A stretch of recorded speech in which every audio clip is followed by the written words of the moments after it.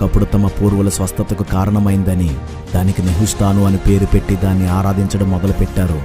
అప్పుడు దేవుడు హిజ్కియాను పంపి బలిపీఠాలు పడగొట్టించి ఆ సర్పాన్ని ముక్కలు చేయించాడు. కాలం పరిపూర్ణమయ్యాక క్రీస్తు ఈ లోకానికొచ్చాడు. అరణ్యంలో మోషే సర్పం ఎలాగు ఎత్తాడో మనుష్య కుమారుడును అలాగే ఎత్తబడును అని చెప్పి శిలువ మీద మరణించాడు.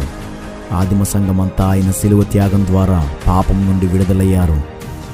చాలా కాలం తర్వాత అంటే క్రీస్తు శకం 4వ శతాబ్దంలో క్రైస్తవులు మళ్లీ మత సంబంధమైన ఆచారభక్తిలోనికి వెళ్ళిపోయారు. ఇశ్రాయేలీలు సర్పాన్ని ఆరాధించినట్లుగా క్రైస్తవులు శిలువను ఆరాధింపసాగారు.